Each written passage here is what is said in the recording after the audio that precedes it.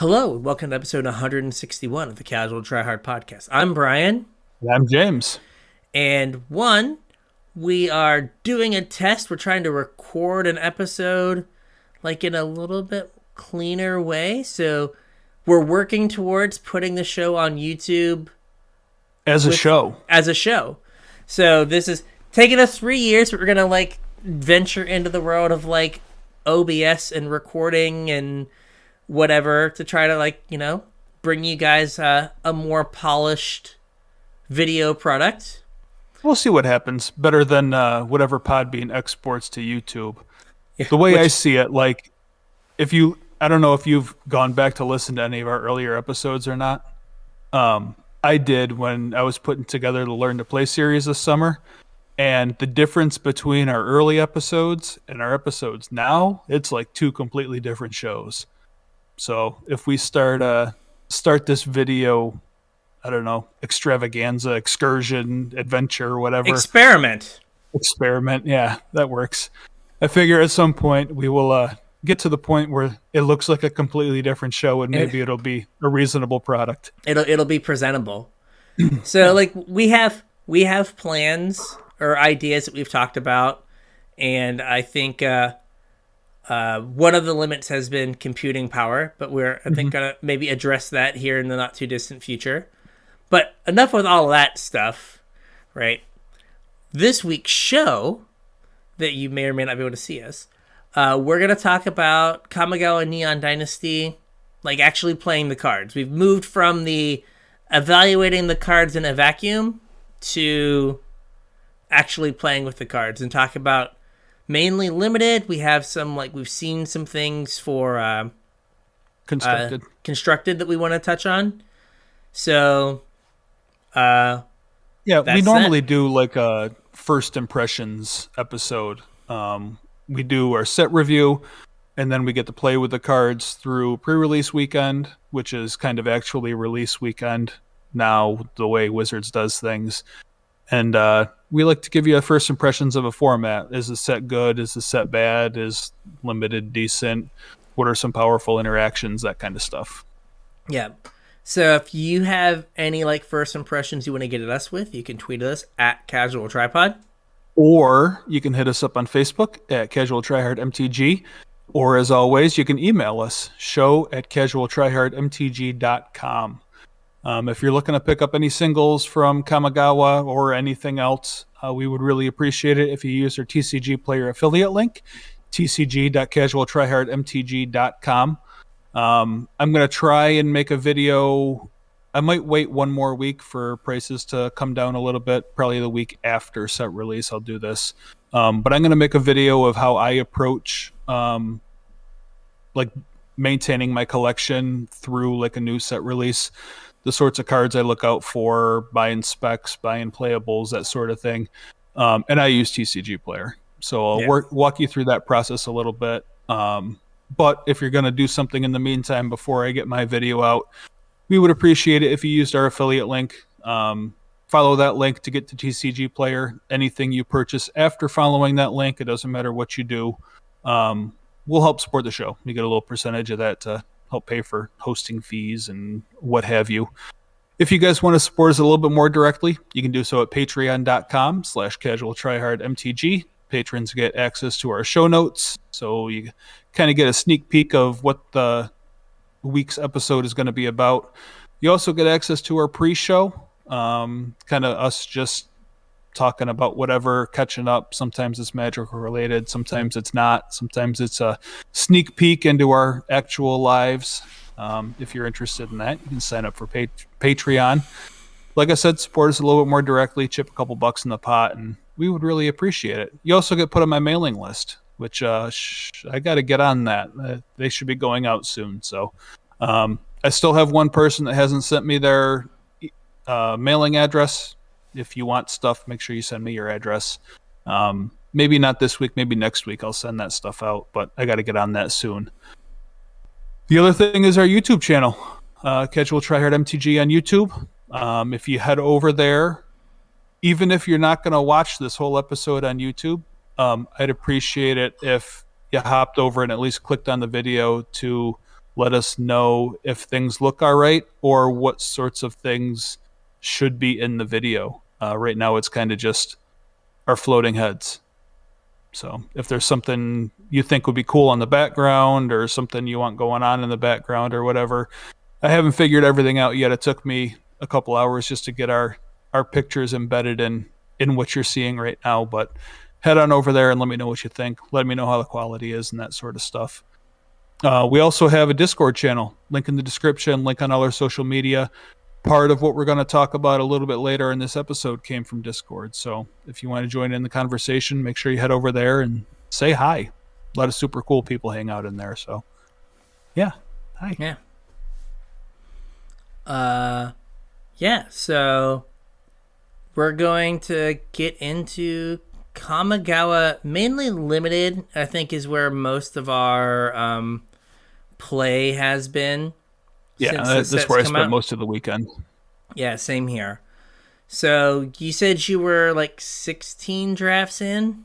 Yeah, 15, 16, somewhere in there. I don't really keep track like you do. I don't tend to do the number of drafts that you do either. I just kind of go until either I'm sick of the format or I run out of resources, and I have run out of resources. So, but as we were talking about, you're not sick of the format. Like they might get you to put some money in.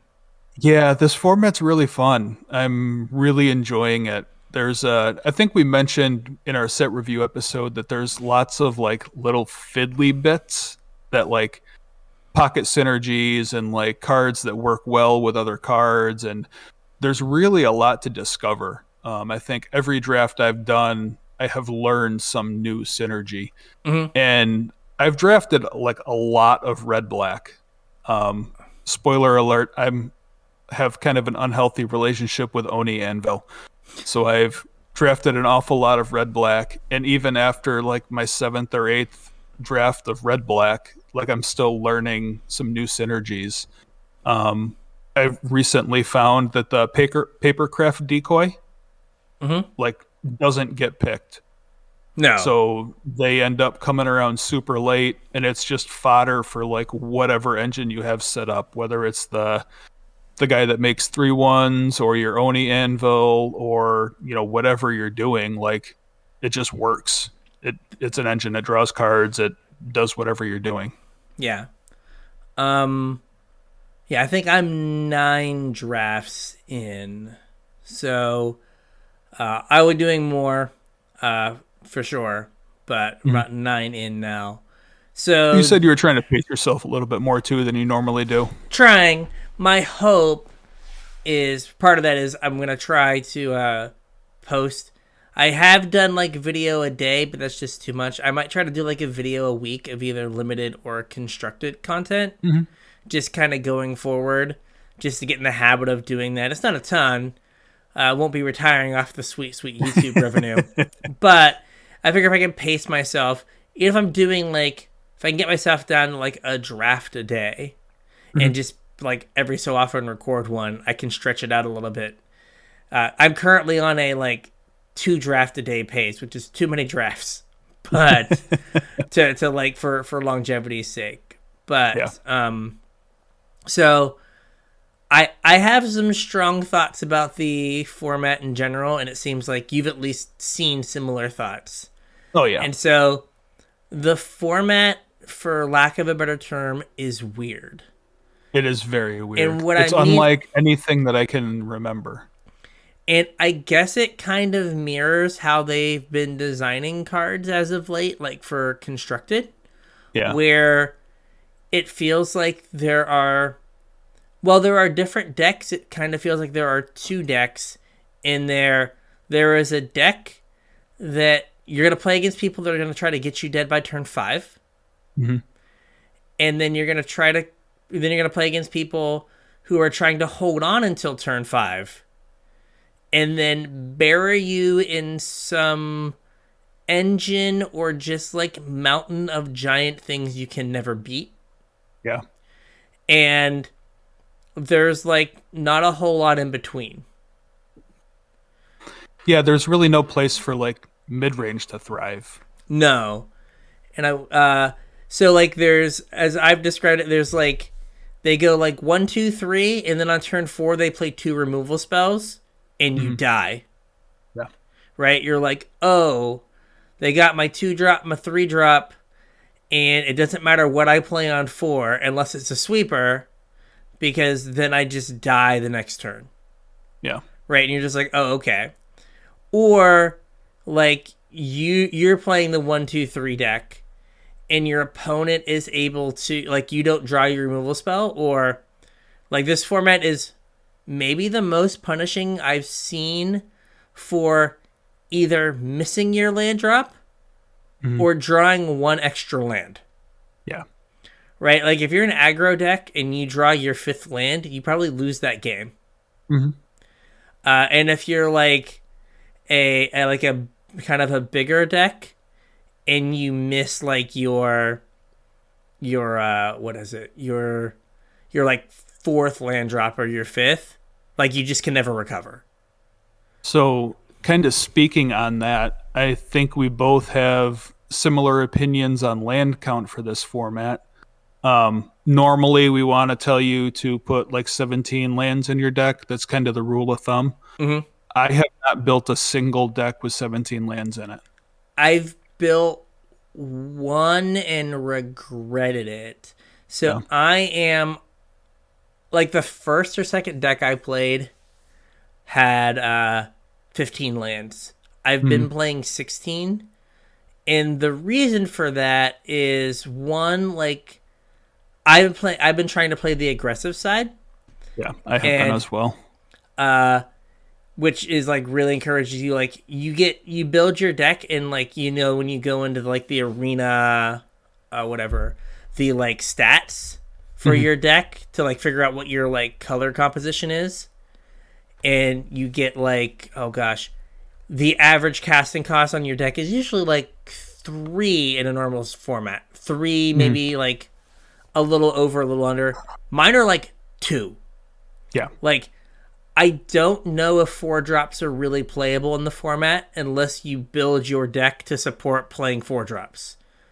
Like, it doesn't... like, yeah, I can't think of many 4-drops that, like, I'm excited to play.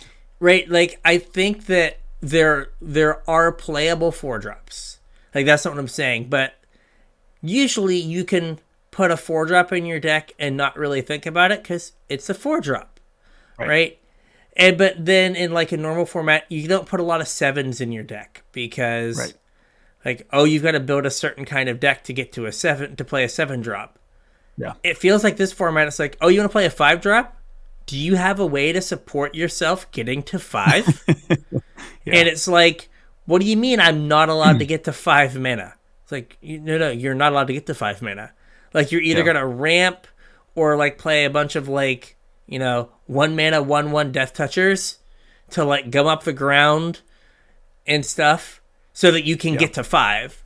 So like I keep playing decks that are like, oh, I've got like my top end is like a 4-drop or like 2 4-drops. And everything else is like 1s, 2s, and 3s. And like that's super weird. And I know oh, go ahead. Go ahead. I was gonna say, I was just gonna say we can't both do it at the same time. All right. The one thing I was gonna say is there's a lot of like weird forms of ways to get through your deck in this format, which I think supports the lower land count as well. Obviously, blue always has ways to draw cards, like loot, you know, get through your deck. But red has like 4 ways to dig through your deck as well, which isn't something that normally happens in limited games. Black has ways to draw cards. I think there's a white way to draw, like get extra cards. Oh yeah, there's the guy that like goes and gets lands for you. Like those are things that aren't normally common in a limited format, but almost every color has ways to get through their deck at common or uncommon. Yeah, the weird plane cycling guy. Yeah, that's not plane cycling, but it is. It's pay to and get a planes out of your deck. Yeah. So yeah, you got like in red, you've got Experimental Synthesizer, which that card is just kind of absurd. Yep. There's the samurai thing that like the samurai guy, the 1/3. Well, I was thinking the enchantment. Oh yeah, that The one. one in a red enchantment that whenever you attack alone, you exile. Yeah, I was thinking of the 1/3 in red that lets you discard Yeah, and the then draw goblin. one. Yeah, when it attacks alone. Yep. So, like there's a few ways in red. Black has the Reckoners, whatever. yeah, the Reckoner's Betrayal or whatever. I was gonna say Yeah. the deadly dispute variant, which apparently we get Yeah. every set now. Yeah. So like it has that. So yeah, there's a lot of different ways to get through your deck and support, like, you know, either if you draw your fifth land, getting rid of it, Mhm. or like playing a low land count and not needing lands. Even the what is the commune with the gods variant? It's commune with something. It's just one green, get a land or an enchantment. Yep.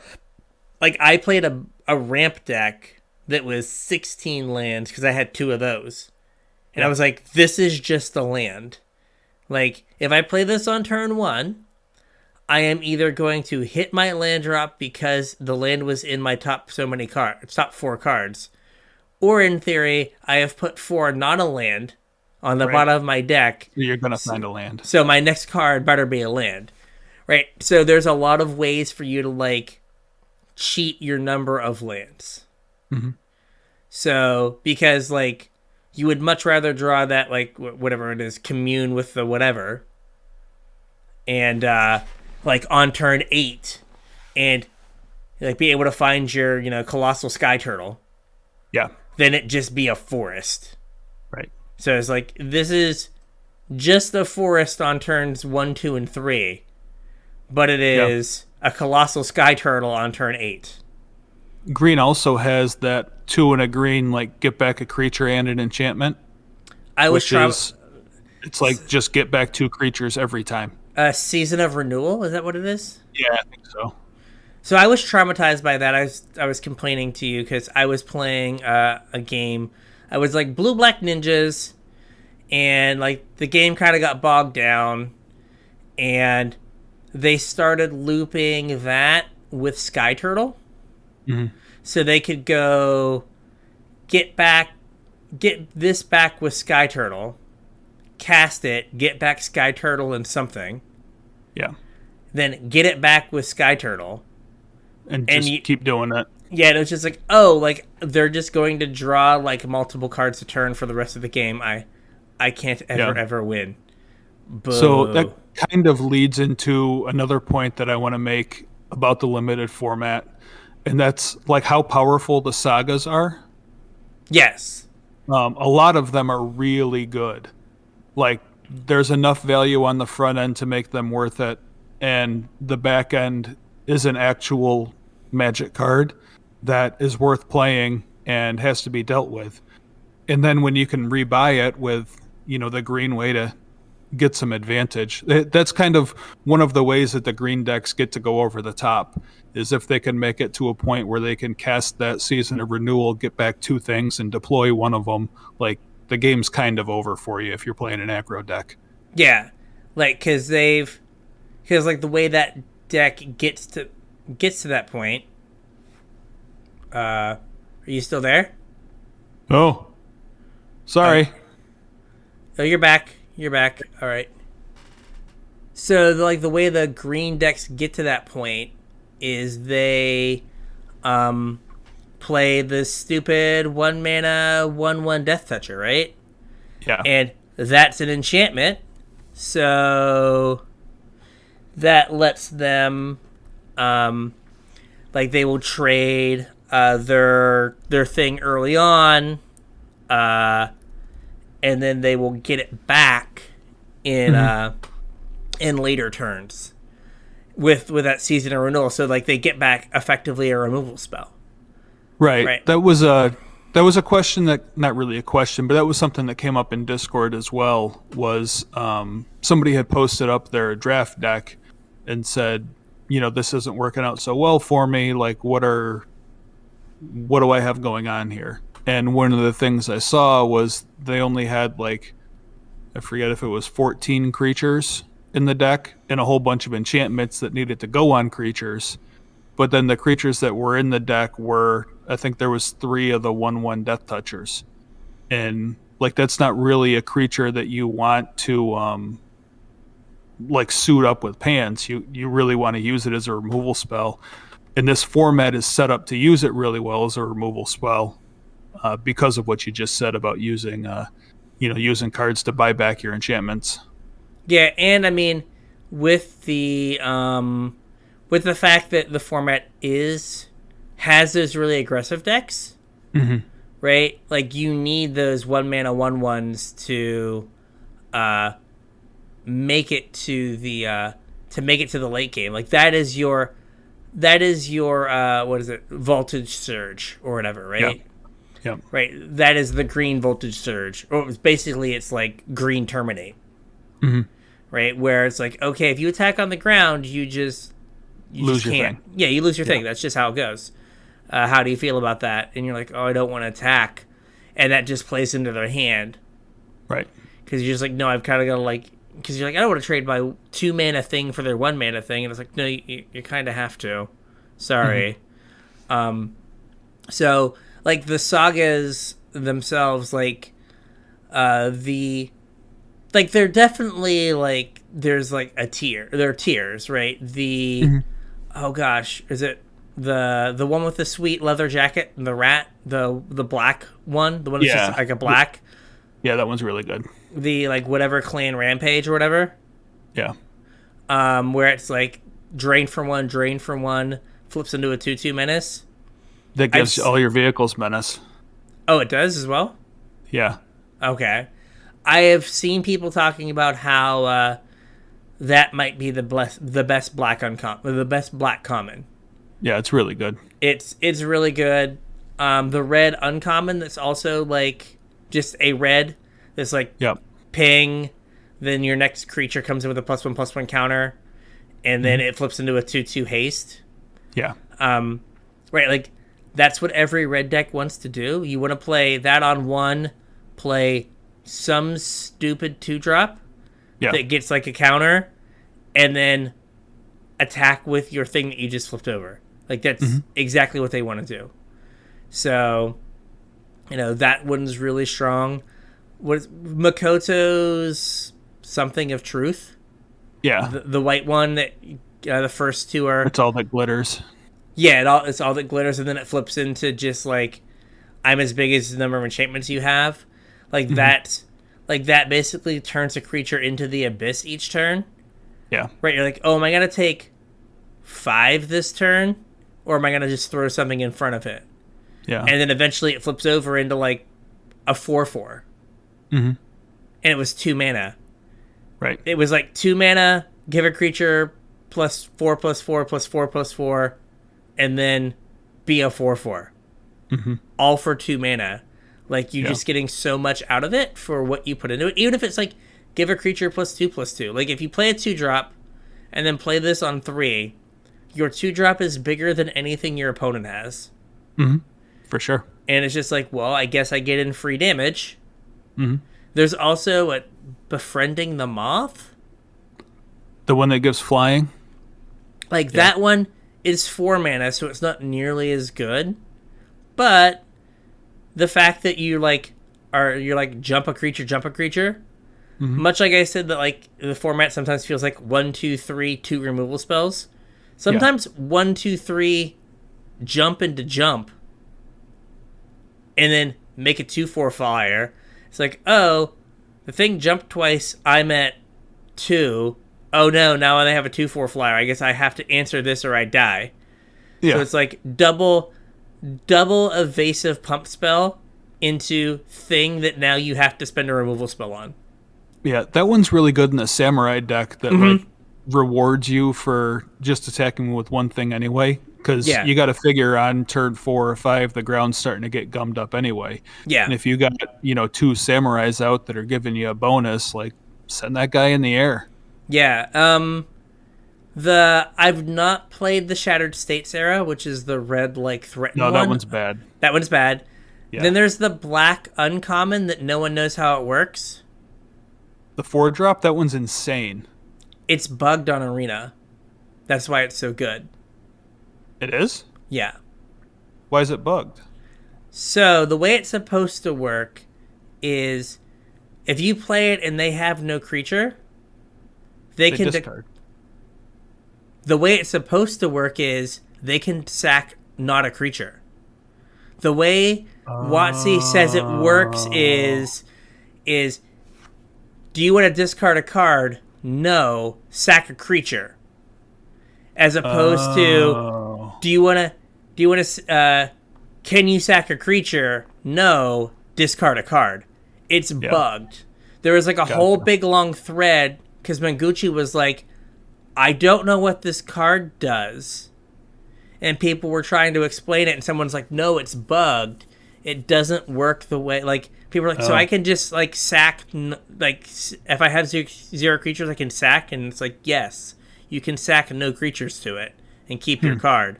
But on Arena, you don't get that option. Yeah. So that's why that one's insane. Yes. Yes. Because I played it, and I was like, this is pretty good. But, like, if it works the way it's supposed to work, it's less good. Because apparently WotC sent out a tweet that's like, here's how it's supposed to work. And I don't know who, like, on team templating was like, I need to save, like, 3 words on this, like, saga. So I'm going to make it not intelligible. Because everyone read it as, I think most everyone read it as, like, you have to discard or you sack a creature if you can't sack a creature kind of deal. Yeah. So that one I think is okay, but it's not as good as it's playing on Arena right now. Yeah. Well, it's really good on Arena right now. Yeah. The what do you think about the blue ones? I was gonna say the draw discard one I'm warming up to. Like, yeah, that one has put in some work. Yeah, I've played against it. But I've not played with it. I had it in a deck and I just never drew it. But it does what the format's about, which is just shuffling cards through zones. Yeah. Right? Like, so looking at that, that's another thing that lets you cut your lands. Right? Like, I need to get to 2 lands, and if you're playing Premier Draft, you're playing best of 1, which means you get hand smoothing, which means you're more likely to get a 2-lander. So, right, so in the early game, that lets you turn, like, your 1/4 in your deck into maybe your 3rd land, so you can play the rest of your deck. Yeah. Or in the late game, it lets you turn, like, the 6th land you held onto into hopefully anything else. It's also really good with that the 2-mana 2/1 that lets you play cards you discard. Oh yeah. I've not had that. That's kind of like what that deck just wants to do anyway. Yeah. Like that deck plays some of the channel stuff as well. The deck that wants that 2-mana saga. Yeah. So that card's really good in that deck. And then the 5-mana blue one, if you have a deck that lets you play a 5-mana kind of do something, kind of do nothing, right? Giving all your opponent's creatures -2/-0 is big game. Well, I mean, if that's what stabilizes you, then... Yeah, and then the ability to draw, like, 4 cards. Right. Or, like... And then block anything from that point on. Yeah. It's probably pretty good. Like, that one's good if you can, like, you know... Get to a point... 5. Yeah, get to turn 5 and, like, not be totally dead. / have the big body on the back matter. Right. So, I'm trying to think of other... So I think both of the green ones are good too. Well, maybe not Azusa. I was gonna say, like, Azusa's so, but Seiju just turns into such a big body. Yeah. I think it's fine. Yeah. And again, like, if you get to 4, you know, it's harder to get to 4, right? But if you get to 4, it's gonna make sure you hit land drop 5 and 6, right? Like, I don't think the second mode doesn't do anything. No, it's just... The second mode is actively bad. Do not just put a land on top of your deck. Like, even if it was like a channel land, like, I don't know, like, maybe you put the white one back on top just to, like, draw another removal spell. Yeah. But otherwise, no, don't. Or the blue one, like, but don't put it back on top. Don't be like, planes back on top. No, that's awful. Have you had a chance to play with any of the rare lands? No. I've had like 2 in sideboards that I've not used. Like I've taken them but not been able to use them. I've played against them. I've had them passed to me like super late. So have I. I think I had a black one wheel. Like people just aren't taking them. And I realized, if there's something in the pack that's better, like that's fine because it's just a land, but it's also a spell in your land slot. Like, why aren't people taking these at all? You can't tell me nobody in this pod was in black. Yeah, no, if you are in the color, I don't think you can do better than those. Yeah. Like they're all pretty much A's. Mm-hmm. So like I think it's hard for you to not take them if you're like white and you're just like, oh, I have planes plus I have Gideon's Reproach all on the same card. Yeah. Okay. I guess I'll take it. On turn 1 it's planes, and on turn 7 it's Gideon's Reproach. Yeah. I had one like black-red deck that I drafted where I ended up with kind of a late Naomi. Okay. The 5-drop 4/4 that makes samurais. Mm-hmm. And the white land and like a Scoured Barrens. And I was like, oh, this is like the easiest splash I've ever had. Yeah. I played the red one. It would just like, end of turn, instant speed, make 2 guys, or just have a land. Also, if you are messing around with any of the, the Indomitable Creativity decks in Historic, the 4 red lands are just like a no-brainer. Yeah, for sure. You're telling me I have an uncounterable way to get my two things I have to get rid of on my land? Cool. In. Yep. But no, I think that they should all be like, if they're in your colors, I don't know what's much better than them. Mm-hmm. I think the only thing that gives me pause is, since the format is so like has so many playable 1 and 2 drops, like it has a lot of playable 1 drops, which then puts a huge premium on you having 2 drops to deal with them. Right? Is that like cheap removal. So Voltage Surge, Kami Flare, Lethal whatever, the black one. The stupid instant speed green bite spell. All of those go up super high in value, right? Because they're all like 1 or 2 mana. And so it lets you again be like, I'm going to play my black 1-drop common enchantment, this like an uncommon power level, and it's going to deal you 2 and flip into a menace creature on turn that can attack on turn 4. I'm going to play, a 2-drop and a 3-drop, and then your turn 4 is like, 2 removal spells, and you just get in so much damage. Yeah. Right? And you or you're the more controlling deck, the deck that wants to play a 5-drop, and you're like, okay, I need to have like a pile of ways to deal with the early aggression.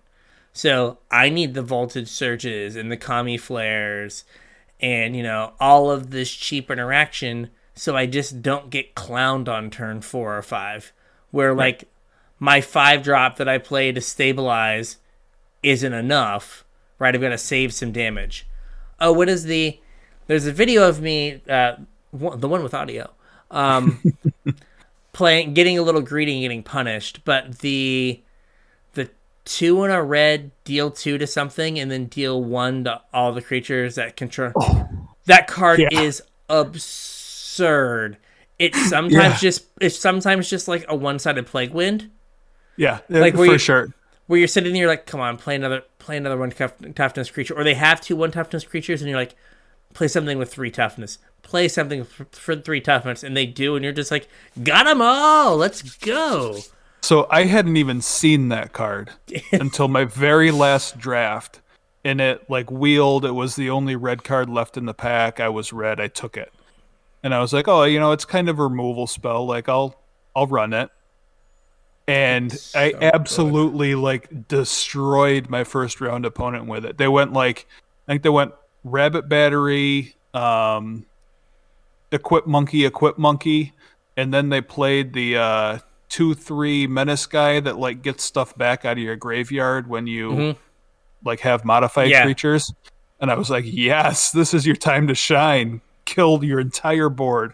The 4-for-1. Yeah, like it's just like, oh, this card is so ridiculous. Yeah. It doesn't, when you first read it, like, you don't put together, like I didn't at least, that it deals 2 to anything. Yeah. And then it deals 1 to that thing that it dealt 2 to. Right. So it's 3 to that thing and then 1 to all the, I think it's whatever else. non-artifact creatures. Yeah. So you didn't get a Rabbit Battery, but you got something good. Yeah, but it was a 4-for-1. It must have been like 2 other 1-drop. Yeah, 3 other 1-drops. Yeah, no, I've definitely got those where like, but I think I lost the game where like I was just like hold, and I probably waited like 1 turn too long. Yeah, because I was like, it's like maybe they'll play something else I can get, and I should have just taken my 2-for-1 and like the 6 damage it saved me and been happy. But I was like, maybe it can be a 3-for-1, and it didn't work out. And I was like, no, but. Yeah, the card is nutty, where you're just like, oh, this does, like, everything I could ever want. Yeah. This is great. So, like, that card's good, but all of those, like, cheap removal spells are, like, at such a premium. Like, you need to have a critical mass, because if you don't, like, you just get run over. Right, and even the decks that are trying to be a little bit longer game, right? If you're aggressive, you need that stuff to clear like all the stupid little things, because they have a bigger top end, but it's not, they can't just like not have 2s and 3s, right? Because then they just die. So you need some way to be like, okay, 1/2, play a 2-drop, deal 2 damage to your thing, kill it, get it out of the way, get in like 4 damage. And then next turn, like, Kami Flare, deal 3 to that, 2 you with it, get in 6 damage. And now they're in a situation where they're like, oh, I'm at like 8. And I'm going to tap out for this thing that if it doesn't, like, kill a creature, they're just going to attack me for 4. And now, like, anything they play kills me? Right? So, like, having those ways to get those early blockers out of the way, like, I think is more important than this set. Like, cheap removal's always good, but, like, it feels like there's a difference between being good and being, like, important to, like, be able to participate in the games. Yeah, I know, thinking back to the last few sets that I've drafted, which has been, the last few sets, I feel like I've ended up with multiple decks that were just like piles of removal spells and then something to win the game with. And what you said is 100% correct. Like there's such a premium on the removal spells in this set, and I really don't think the removal spells in this set are like good compared to what we've had in the last few sets, but there's such a premium on them that you don't end up with just the deck that's a pile of removal spells. Like you have to take them super early. And even then, you don't get a lot, though. Like, you get maybe 3 in your whole list. Yeah, like, I've had a few that are more than that, like, 4 or 5. But, like, you also, like, are in the situation where there are so many cards that are, like, that are 2 and 3 drops that are just, like, must answers or you die. That, like, you not only do you have to draft them, you absolutely have to draw them. Because if you don't, you just, like, lose. Like your opponent plays like Network Disruptor and taps, doesn't do anything turn 1, and then they attack you and they ninja in the moon circuit hacker. They draw a card, then they play their tapper again, and then they play like Acquisition Octopus. And you're like, oh, I don't have a flyer. they're gonna put the stupid octopus on this 1/1, and they're going to draw like 4 extra cards this game, and the game was going to end on like the second octopus hit. Mm-hmm. Like, I will still be at 16, but the game will be done. Yeah. And you're just like, and like, I have to have a removal spell. And you're like, I have 4 removal spells in this deck. Where are they? And you don't draw them, and you're just like, oh, I'm dead. Yeah. It doesn't matter what happens now. I am dead. And there just feels like there's a lot of cards. Like, there's that. I mean, again, going back to stupid 1-mana green Death Toucher, right? If you don't kill that, like, it just, like, eats your 3-drop. I mean, if you don't kill it, more than likely, it's going to get suited up with a spinning wheel kick and wipe your board. I've not had that happen, but I have had it just, like, annihilate me with, the fight spell. The might, whatever, just be like, turn 3, fight, play it, and then fight and kill something, and the next turn, fight and play a 2-drop, and you're just like, well, I guess I'm done. Cool. I was just going to say the green decks, at least really early in the format, I think weren't being drafted very often. Mm-hmm. A lot of people were excited about ninjas, and a lot of people were excited about the couple different artifact decks there are. And I don't think many people were like actively drafting the green enchantment decks. And like there was a ton of drafts that I was doing where there was, 8th, 9th, 10th pick spinning wheel kicks. And like, I mean, that's absolutely something that can happen is, they don't trade off their 1-drop or don't have anything worth trading their 1-drop Death Toucher off for. And then on turn 5, it's spinning wheel kick, kill your 2 biggest things, and then still have a blocker for your next biggest thing. Yeah.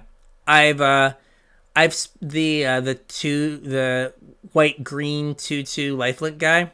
Mm-hmm. I've had Makoto's Truth and Justice, whatever it is, make it big. Make it like I think it was like a 4/4 or a 5/5 or something, and then I spinning wheel kicked 4 things, and gained 20 life. Wow! They conceded. I had stabilized. I've lost a couple games to decking. I've won some games due to decking, and I've lost some games because there are so many sneaky ways to get through your deck. Yeah, like I said, in every color. Yeah, it's just like, this format is about you, like, seeing half your deck every game minimum. Yeah. And it's just like, oh, okay, like, that is the expectation. You just have to make sure you draft those things. And I've had a tendency to, in some of my drafts, miss that. And so, like, the deck doesn't do enough. Mm-hmm. Right? Because, this set is like the most modern Magic limited set where like you can't run out of things to do. They've given you the tools to not run out of things. So it is incumbent on you to get those things to make sure you don't run out of things to do. Right. Right. Let that be like, I'm going to play an experimental synthesizer. Like I have my first 2 land drops. So on turn 3, I'm going to like synthesizer and hope to hit my 3rd. Or hope that I've drawn my 3rd and be like, well, I only have a 2-drop. So I'm going to play this and hope that I hit a land or another 2-drop. Mm-hmm. And then I can like play my land and play the 2-drop or just play the land. Right? Yep. You're like, oh, cool. It drew me a card. Awesome. And then you're like, okay, I have a way to sack it or a way to like, or I just crack it and like on turn 7 when I have like 6 lands and it's like, well, will you draw me something else? Like, this format rewards you, I think, for knowing what's in your deck and, like, playing around it. Like, one of my drafts, I was, no one heard. I was, like, I had a thirst for knowledge. That's not a thirst for knowledge is in this one. And I was, like, I was just holding 2 lands for, like, multiple turns. And I was like, I'm only going to discard these to the thirst. Right. Like, that's what they're here for.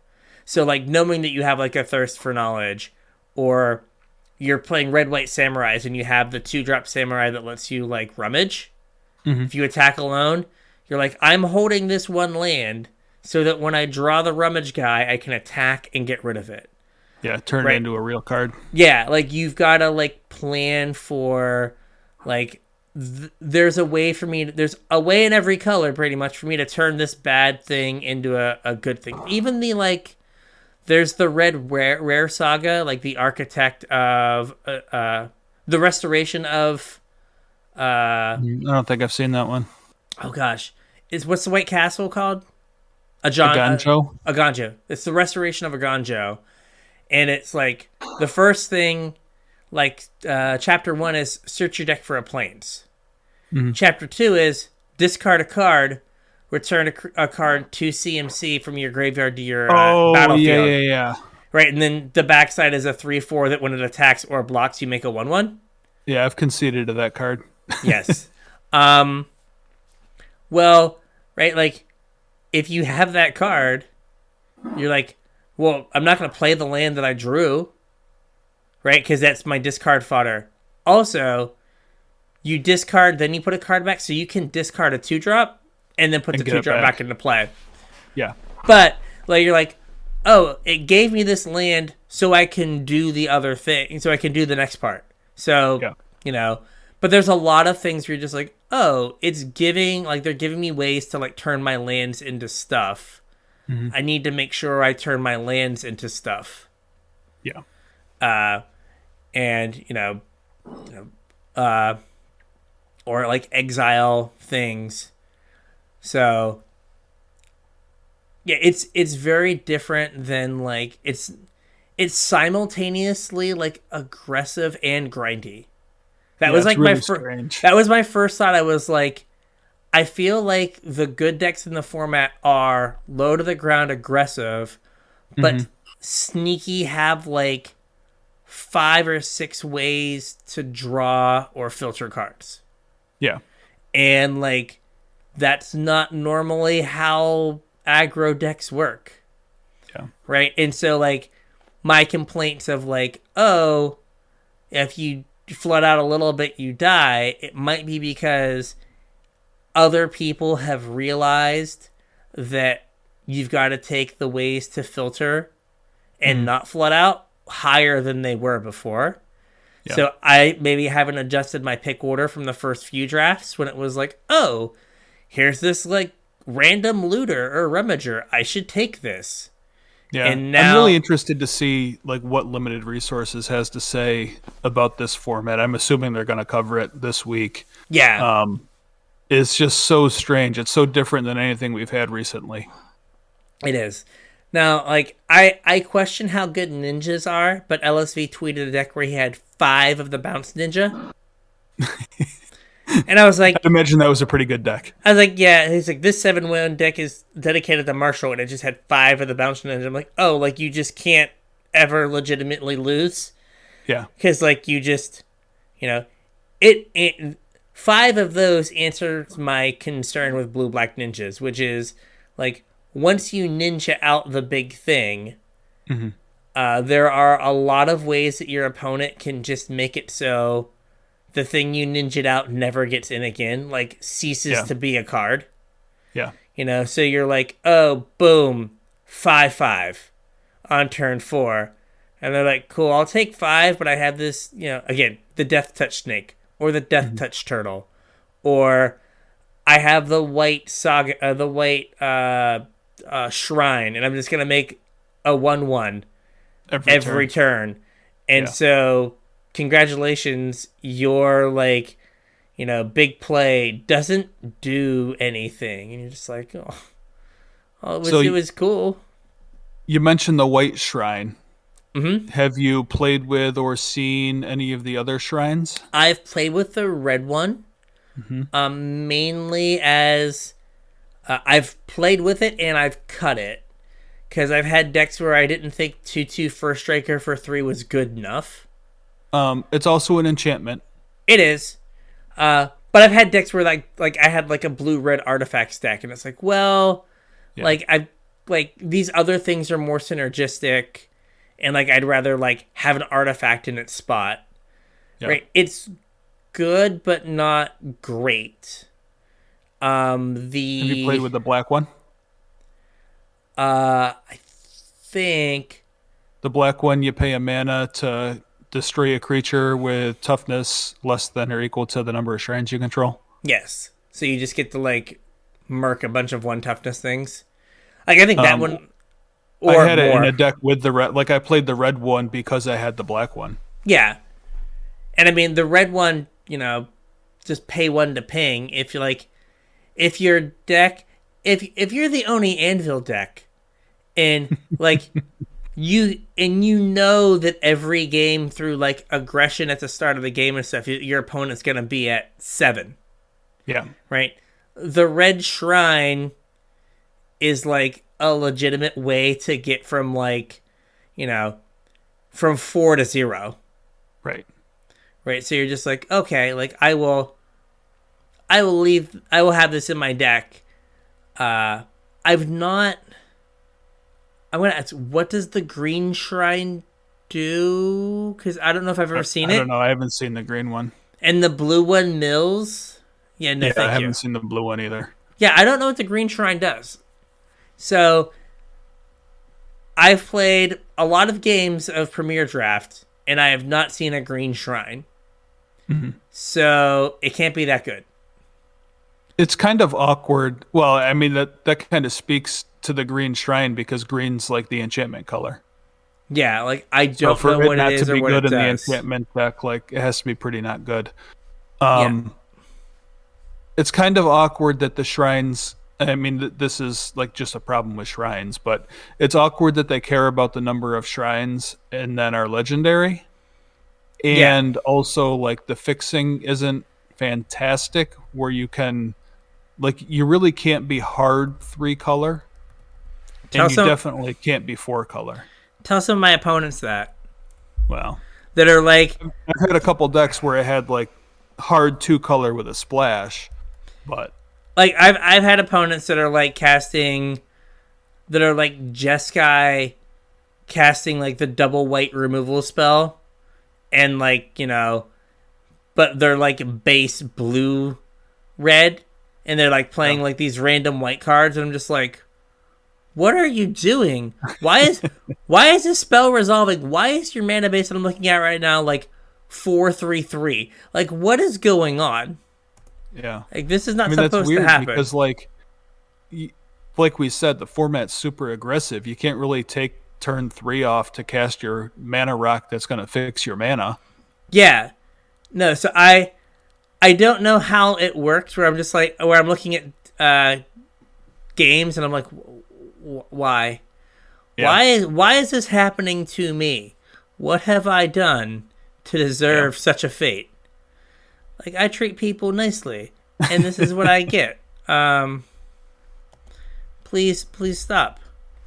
So one of the things that I had seen over the weekend was in LR's subreddit. Like they have their own subreddit. Mm-hmm. And one of the things that they said in there was that the green decks weren't being drafted heavily, I guess is the right term, like early on in the format. And that because of that, like you just kind of had your pick of whatever, green spells that you wanted and just pair another color with it. And I think since then, like the green decks have picked up a lot. The green black, the green white, enchantment decks have, I don't know if they've gotten better, but they've definitely become more present. And I think that's partially because like they are better because like people are actually drafting them now, if that makes sense. Well, if you have 0 people in your pod drafting a deck, and then one person in your pod starts drafting that deck, they just get every good card in that color. Right. And so even if the color is like medium, the deck they end up with is good. Mm-hmm. Okay, is there? Oh, I found the green shrine. All right. Right? Is this it? Yes. It's a 1/1 with trample for green. Okay. At the beginning of your end step, you may pay 1. When you do, put a +1/+1 counter on target shrine for each shrine you control. So it just gets to get big. 1 counter at a time. This is why no one's playing it. Yeah. Too slow. Too slow, exactly. Like, you play that, and then you, like, pay your mana, and they're just like, 1 mana kill it. And you're just like, oh, I just spent 3 mana. And this is awful. There's a card in green that I saw that I was like, oh, yeah. Oh, have you played against Roaring Earth? I've played with Roaring Earth. Like, can you beat that card if it's resolved on, like, the first, like, 3 turns of the game? No. If they play it, if they go, like, turn 2 creature, turn 3 Roaring or Earth land, you're done. Like, if they draw lands, they're great. If they draw creatures, they're also great. Like, you just can't ever beat it. Yeah. And it's just like, oh, this is so awful. Also, the weird enchantment that makes the land the 4/5 vigilance. Yeah, the green decks that I did one draft, I think one draft that was green white, and I did 2 drafts that were green black, and it was okay. Like, I don't think it was fantastic anytime that I cast it. I've certainly lost to it, but that's what I was gonna say. Like, it is not the kind of card I will, like, ever put in one of my decks. It's just not, right? But it is the kind of card that I will just be humiliated by. Yeah, that I'm just the thing's vigilant. Yeah, I'm just like, I can't ever kill this without, like, 3-for-1ing myself.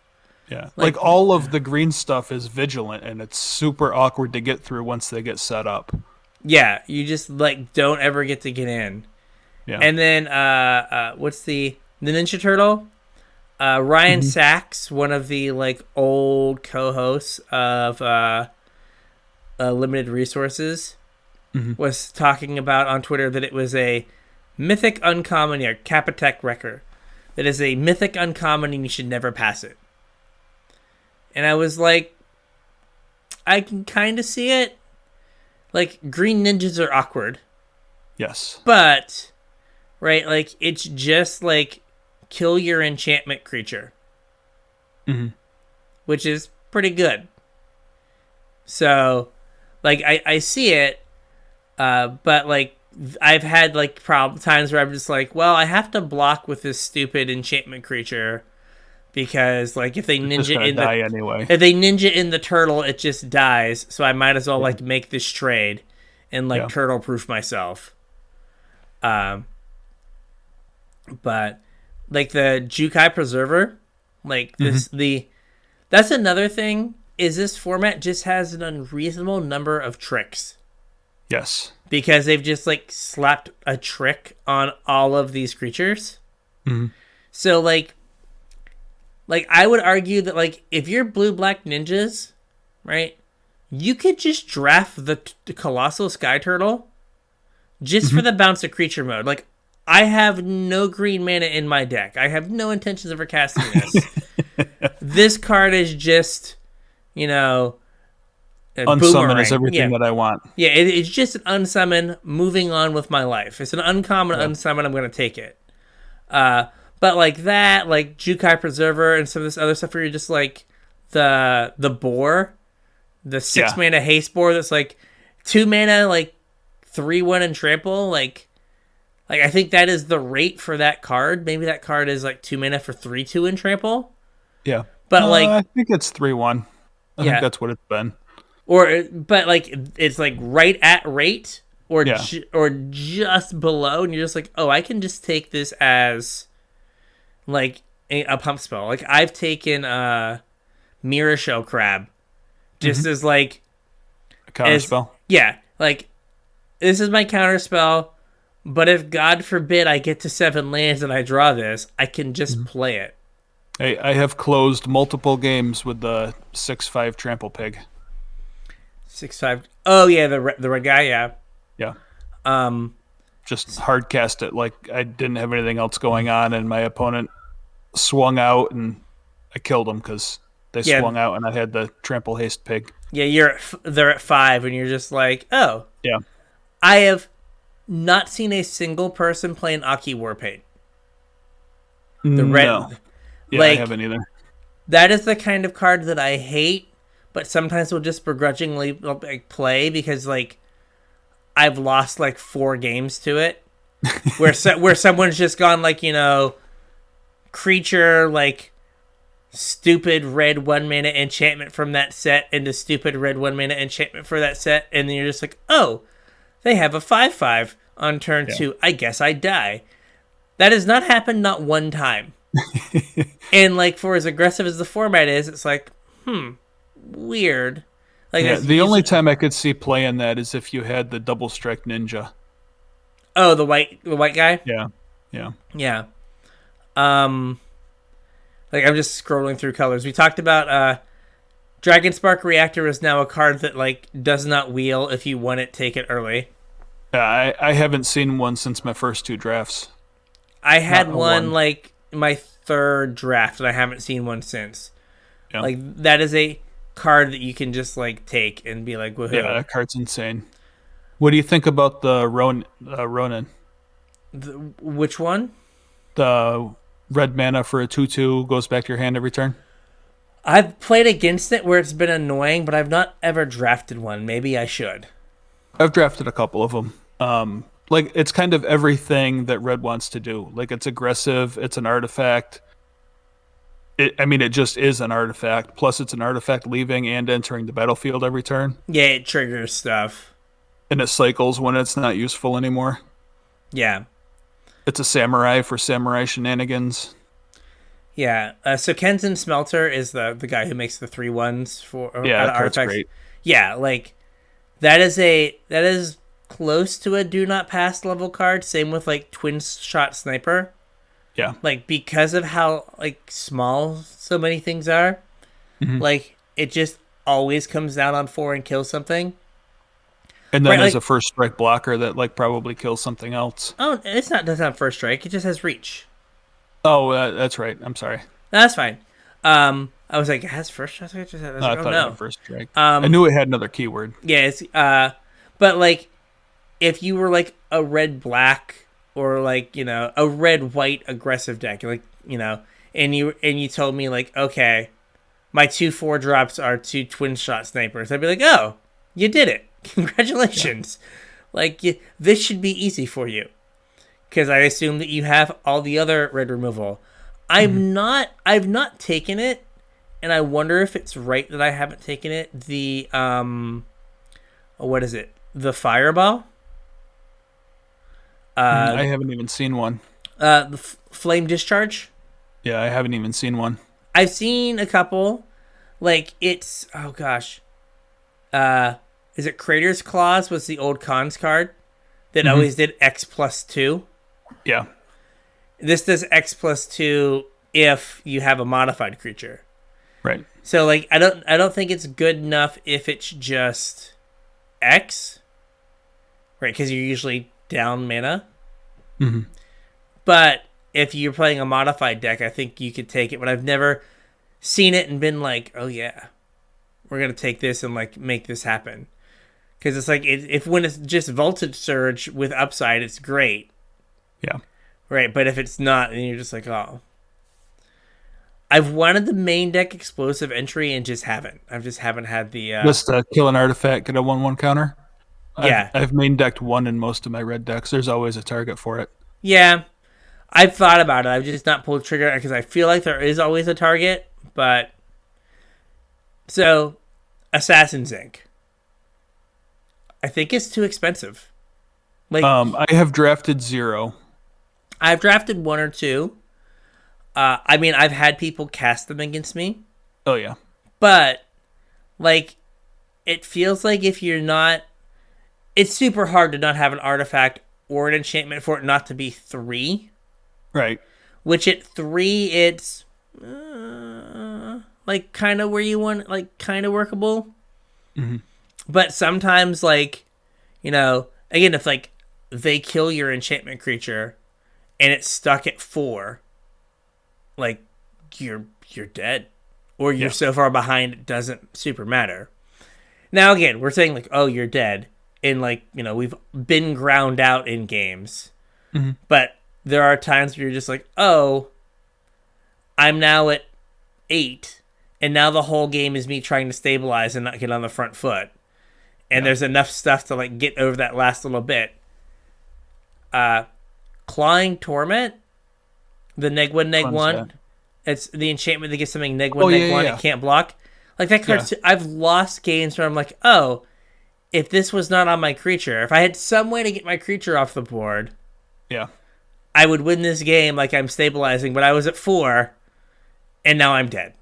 And you can't block. And I can't block, so boo.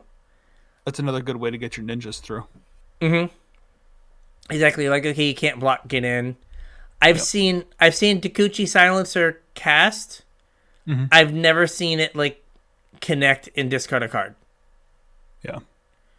I think I had one that did once, but like it didn't end up doing anything to the game. Yeah, so like it's fine, but it's definitely not like doing a ton. Like there's a lot of cards like you think you'd see more of, and you're just like, oh, this card never gets played. Oh, Hitasugo is just like, I had someone play it. Like I didn't realize that you like. I drafted one. It's insane. I didn't realize that you got to like deal damage to something and cast a spell. I thought it was like Chandra. Well, you can also scry to set it up. Yeah, but I thought it was like Chandra, where it was like, oh, you either deal the damage or cast a spell. I had my opponent kill something and then cast it. I was like, wait a minute. Like, oh, this is way better than I thought. Yeah, I drafted one, and like I had my opponent had me dead on board if I passed the turn, and he was at like 3 life.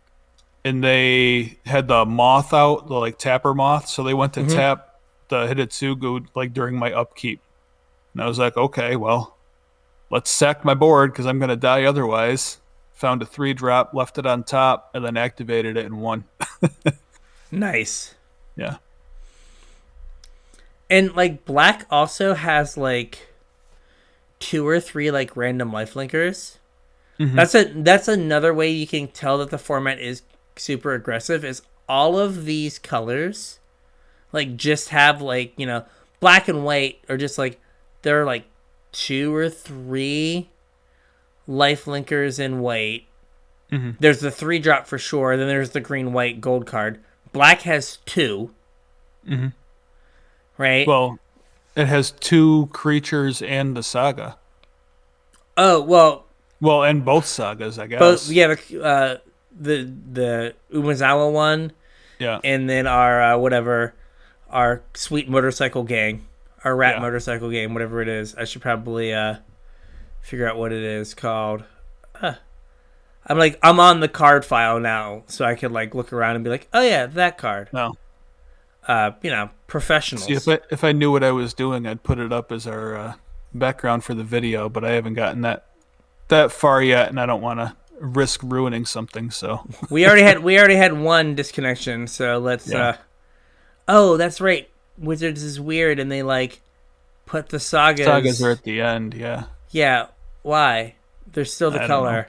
They're still the color, man.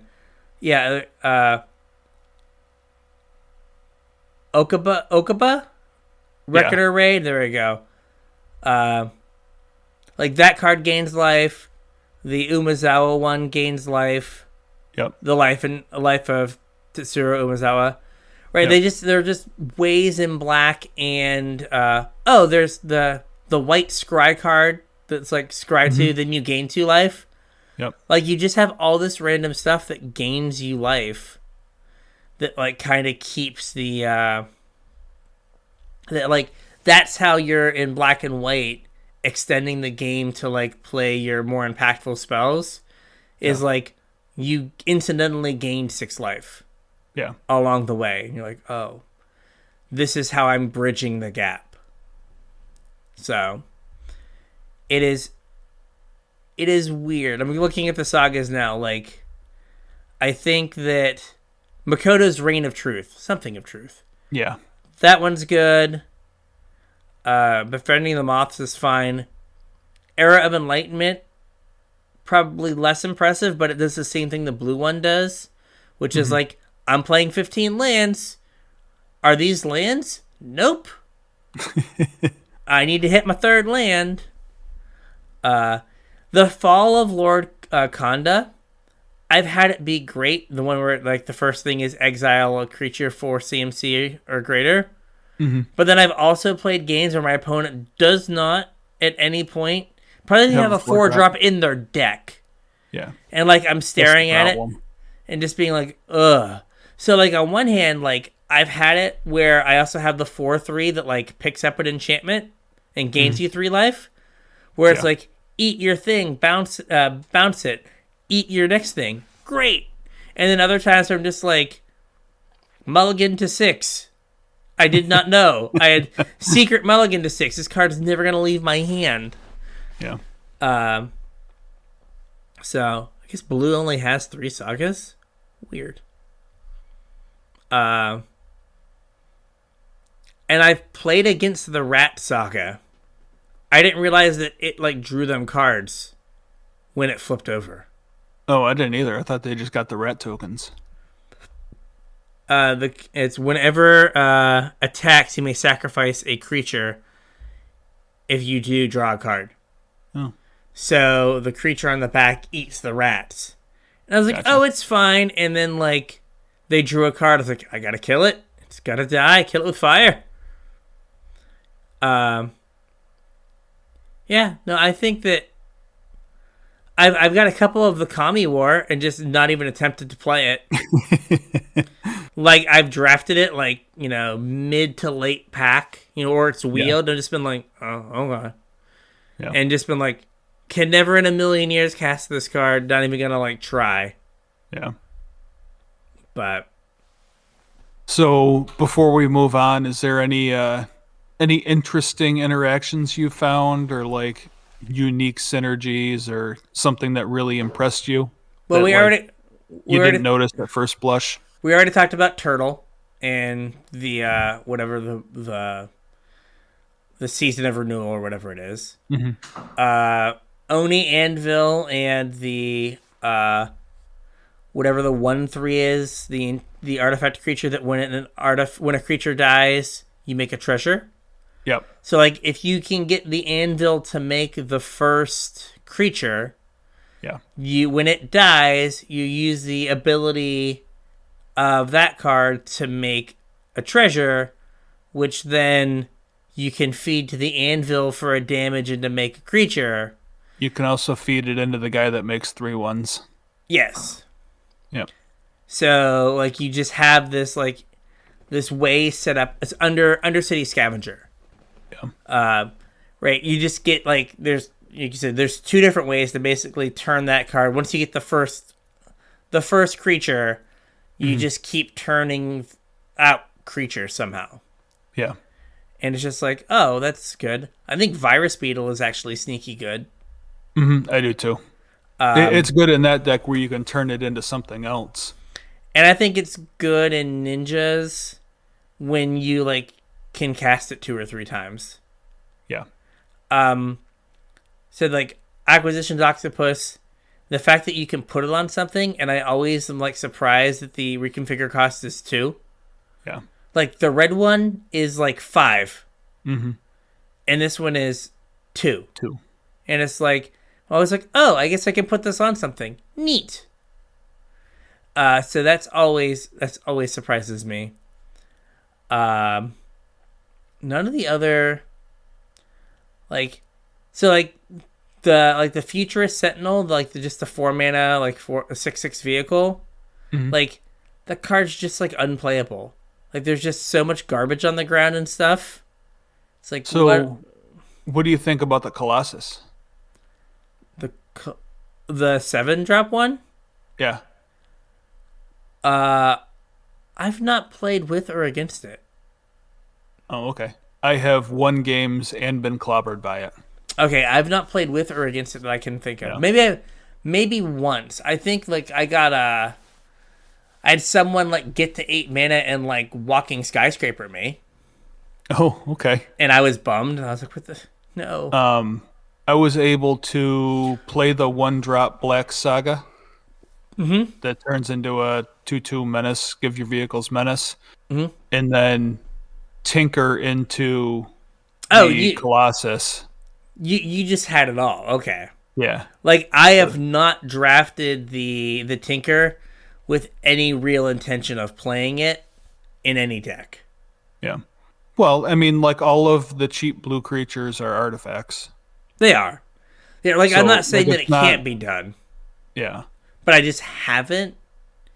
Like I've never been like I mean, maybe it's something to look into. Like Yeah. the Colossuses go late. and so do the anchors. If you're the person who wants the anchor to reality, you can probably get them. Yeah.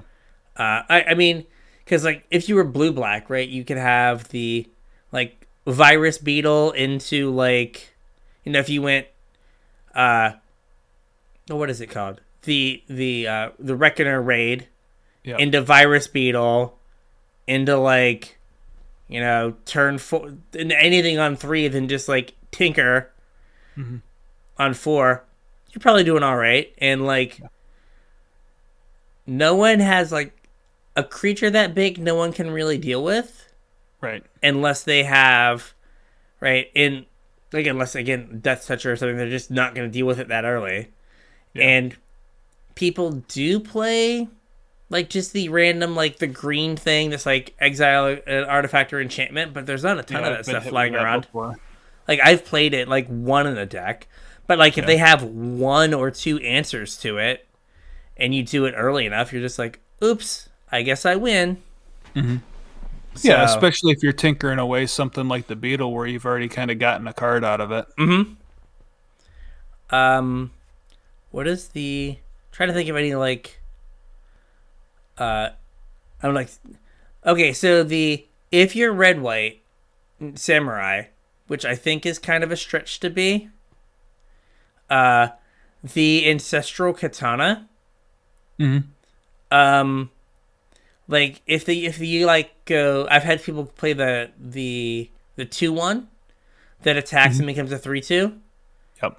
and then play the katana the following turn, and then it's just like, oh, I guess I'm taking 5, and this is again And then like they play the Tapper. yeah, and you're just like, I guess I'm dead, right? And this is where it comes down to like, oh, like you need to have all this cheap removal spells, so when they go all in on that is their plan, like you kill their 2-drop, you kill their 3-drop, and then they have no plan anymore, and you get to like participate in the game.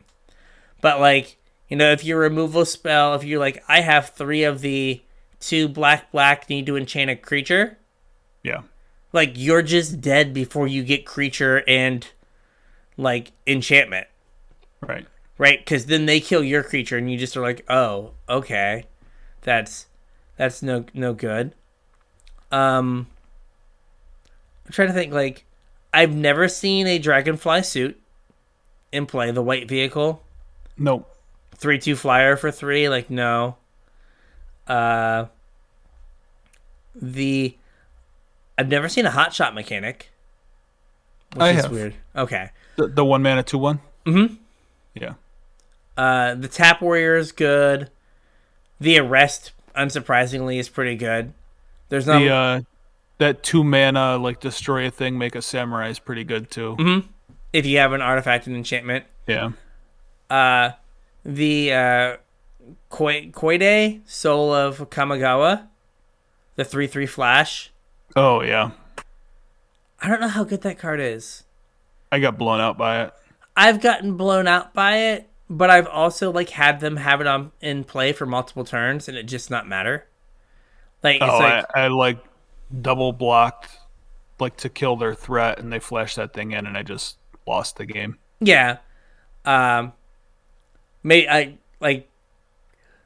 like being a 3/3, like it dies to a lot of the common removal. It's just like awkwardly sized. Like if it was a 3/4, Yeah. then we're golden. Like Kami Flare doesn't get it. But it's just, I don't know. it's just not. I'm not saying it's bad, but like it's not like, oh man, this is great. Like a 4-mana flash 3/3 flyer, and like you can set up situations where they're like, block with my indestructible thing. Yeah. Kill your thing. Okay, now we're back to being even. The Tapper, the Moth Rider Patrol, surprisingly good. Yeah, I mean 4 mana's a lot, but it is. But like later in the game, like if you're Samurai, so it gets all the Samurai bonuses. Mm-hmm. Or even if you go like this into the red one that lets you like loot, right? And you kept like rummage. So like, oh, I kept a land heavy hand. Okay, I can maybe get some action. Or I kept a land light hand. I can get a land or two. Yeah. Right? So like, just in terms of like, it is a thing that can attack and get the bonuses. Because they get surprised at me like, oh yeah, I guess it is a warrior. Oops, I forgot that was like part of that text. Samurais and warriors, ninjas and rogues. Yeah. Spirited Companion, the good dog is fine. Triggers the enchantment stuff. That's the important part. I mean, we don't have to go through everything. No, I'm just scrolling through. Yeah, I'm just scrolling through and just like seeing anything that like jumps out. Yeah. The blue artifact, the 1 mana one. No that channels. Well, there's that. No, the 2 mana one that channels for a blue to get like a land. No, not a land, to draw a card. It cycles for blue, or it's 1 in the blue for an artifact, 1 in the blue, draw 2 cards. Oh, yeah. Like, that card is, like, again, exactly what you want. Like, I need to hit my land. Mm-hmm. So, both modes are, let me help you hit your land. Right. Right? That's another one that's, like, encouraging you to, like, keep your land count low. So, yeah.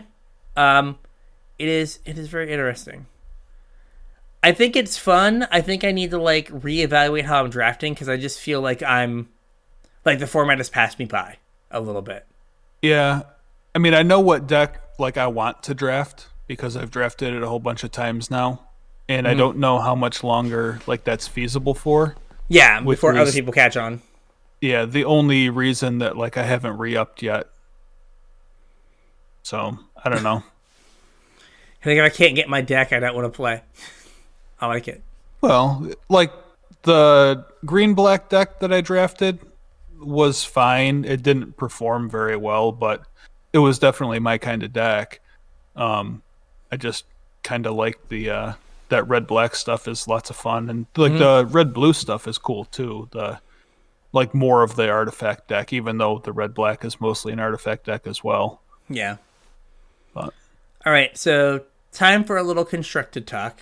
We haven't messed with it a whole lot. You have here standard ninjas ? And it feels like after rogues, right? Like we know how to build and like play that kind of blue-black tempo deck. And so like I agree, there like could be something. Yeah, I mean we still have like a lot of the pieces, right? We do. We have the whatever the rogue is, the 2-3, or sorry, the 1-3. Yeah, the Lord. Yeah, we still have that. Like I think that Splinter is fine in that deck. We have Spell Pierce. Yep. And we have like Fading Hope. Like 2 cards that you like 2 types of cards you just want in those kind of decks. Yeah, and the clone ninja. Like to make more copies of your lords. Thousand face, whatever. Yeah. Like that card's good. And just does like, it gives you the like evasive threat on 1 to start ninjaing your things in. I think it could work. I guess I don't know where the format currently sits right now. Yeah, right, I really don't know. I haven't really messed around with standard too much. Like, we just had a bunch of bans, and we have a new set. So, like, it's a question of, like, how good is, like, a tempo game plan. Right? Because, like, you could definitely play against, like, mono green and have literal like no targets for your spell pierce, or only have like a handful of targets, right? And if they don't draw them, you're just like, oh, the spell pierce kind of sucks. Yeah. Right. Sneaky mulligan. Yeah, the sneaky mulligan. Like, oh, their draw did not involve a ranger's class. Oops. I guess the card doesn't do anything. Oh, they got the 4 mana and they Blizzard Brawled me with 3 mana open. Welp. Good job, Spell Pierce. You're still dead, buddy. So, like, I think it could happen. Like, it may have been more likely to happen if we were like in a Dragons, like, and Is It Dragons, like Elrond's Epiphany format. Not that I want to play against Elrond's Epiphany, but like a deck where like they're trying to tap out for 7 mana spells and you have Spell Pierce. Yeah, is like where you want to be with those kind of decks, right? Or a mid-range deck where, they play like a 5-drop that does not give them like infinite value. Right. And you're like, oh, Fading Hope. Right, we saw how good Fading Hope was for just like keeping stuff together in the other decks. Like, if Fading Hope is not good, like, if Fading Hope is good to get people to their like giant end games, right? If it's then not good, like if you're not putting enough pressure up with your tempo deck, then like the Fading Hope might not be good enough, and like I don't know if the ninjas can put up enough pressure. Yeah, especially like we have a bunch of different like 3 mana like deal 2s. Yeah, in red, we have a couple in black, and like it just gets all your ninjas. So, like, I really haven't done anything else with standard. That was the only thing that I thought of. I think I got fed a video over the weekend of somebody playing like a standard ninjas list. I didn't watch it though, and I really haven't heard anything else about any other decks in standard. Yeah. Other than like maybe the hot shot mechanic crewing Asika's Chariot. Yeah. So I guess it leaves your wolves back.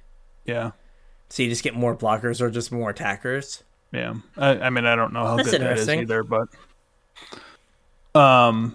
in historic though, I have played a little bit of historic. Once I ran out of resources, I was messing around with some of the stuff that I thought was fun.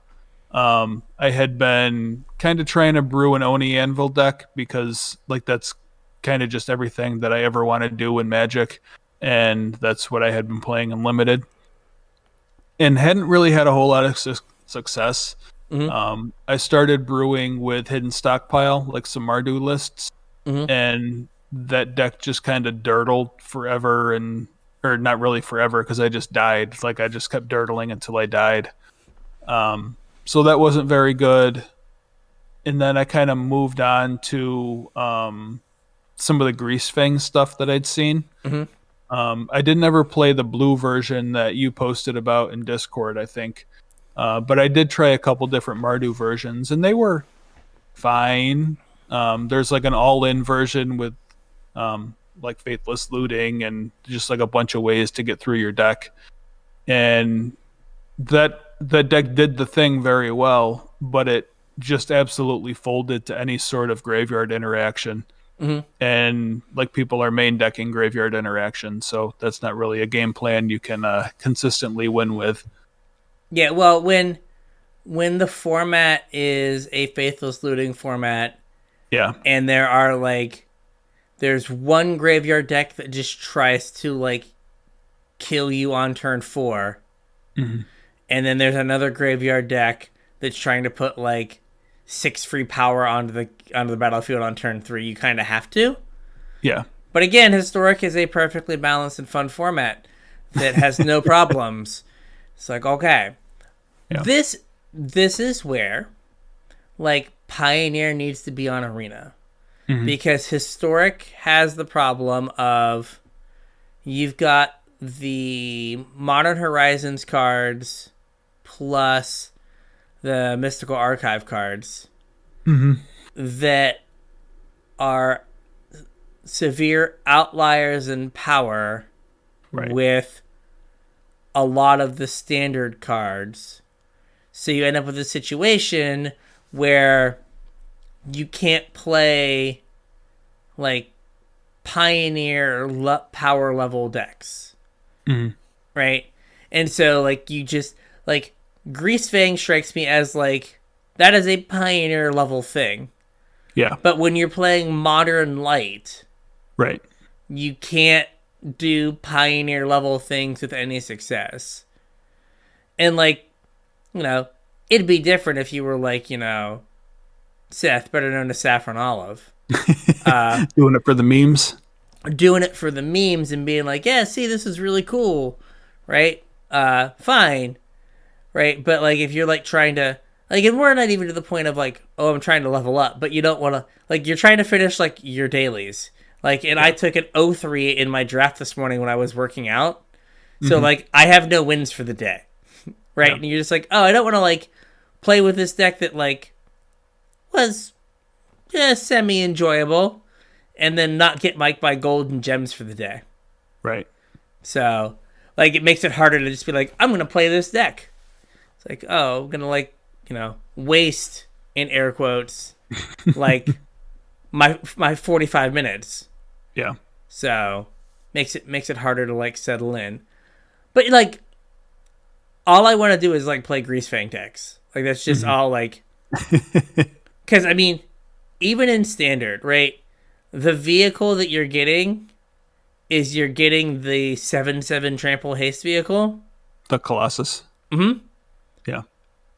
And you're right, like you want to play you're Esper and you're like, okay, I'm Esper and I'm going to play Faithless Mending. Faithless Mending, and I'm going to discard the vehicle on turn 2.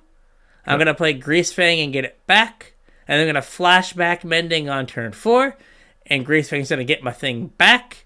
And it's going to be great. And, like, that's all you want to do. You're like, okay, that would be, like, fun. But, like, I don't know how that, like, stacks up. But that's something that seems, like, reasonable. Yeah. Also, I think I talked about it. Like, the other thing I want to try to do in, whatever it's called, Historic. Again, probably C tier Pioneer power level. Probably does not match up well with Dragon's Rage Chandler. Is got a constant Dreadnoughts in people. Like Dreadnought in the Mobilizer mech. Yep. Like that, I would like that seems like it would be cool. Yep. I'm like, oh hey, this is pretty alright. Greasefang crews that too, right? Isn't it crew 4? Oh no, Consulate Dreadnought's like crew 9. Oh, is it really? Or crew 7. I think it's 7. I think it is crew 7. I am not sure. Well, it's a 7-11. It is. It is a giant number, like to the point where it's like unwieldy. So I don't know for sure, but it is a big one. I got it right here. Hang on. Okay. Oh yeah, it's crew 6. Yeah. So the Ox crews it though. The Ox does? Yeah. The Ox is an 06? Yeah. Oh, okay. Well, there we go. I can Ox. There we go. So there's we have the deck. it's Esper, it's Oxen, it's Dreadnoughts, it's Mobilizer mechs. Yep. It's Greasefangs. Yep. To like get so there you have that as your plan, and then you also have Greasefang Parhelion in there as well. It's just got this stew going. Get it all, yeah. This tasty gumbo, and you hope it works out. But like stuff like that, like Greasefang is the card from the set that you're like, this card is doing like a neat, unique thing. Oh, I'm definitely buying some foils. Oh yeah, I mean, like you got to figure out how you want yourself altered onto the Greasefang. does Volkswagen maybe I'll sign up for altar sleeves? Does oh gosh, what's it called? Does Volkswagen make a motorcycle? Volkswagen owns Ducati. So you could have you on a Ducati Yeah. as your grease fangs. There we go. There we go. We need to make this happen. We need to get you need to commission someone to make that like sleeve overlay. Mm-hmm. And then that's a Patreon reward. Look at that. Everyone can have a greasy jockey as their grease fang. Perfect. There we go. We can start selling those. We can really make things happen. We can monetize your beard. Hey, whatever, man. There we go. Whatever pays the bills. We can monetize the beard. It'll be great. Best beard in Magic right here. Best beard, yeah. Seth, PK, the beard's coming for you. We know what's up. So yeah, I've not played a lot of Constructed. Yeah. So like those are the things that like interest me. This set is weird. Like simultaneously, like there's a lot of neat Pauper stuff, but like again, we can't have nice things, so it can't like be on Arena. And I'm assuming that like, and Brad can correct us if we're wrong. Every time I've gone and looked at a Pauper deck on Magic Online, it's like $100. So much for an affordable format, huh? And I'm just like, no, I'm not gonna go through all this rigmarole. But like, oh gosh, one of the guys on the Pauper player panel or whatever, the PPP or whatever, was like, I just countered someone's spell with a mirror shell crab, and then reanimated it with late for dinner. Oh boy! Or late to dinner, and I was like, yes. Like I put mirror shell crab in my cube, so that you could refurbish it or trash to treasure it on 4. Nice. I was just like, yes. Like these are the things I'm here for. But like that's a fun, neat interaction. Great, cool. But like, so I think there's a lot of stuff in Pauper because like they just don't know how to make commons anymore. Yeah.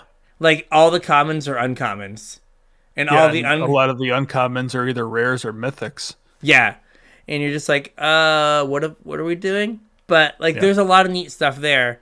Also, could you imagine how good Pauper Affinity would be if we had a Tog and they had experimental synthesizer? Ooh.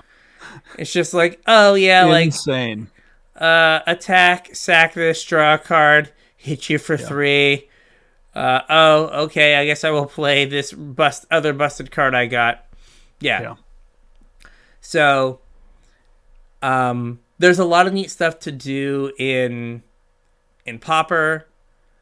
It's just hard in the other constructed sets just because, like, in Standard, like, is it better?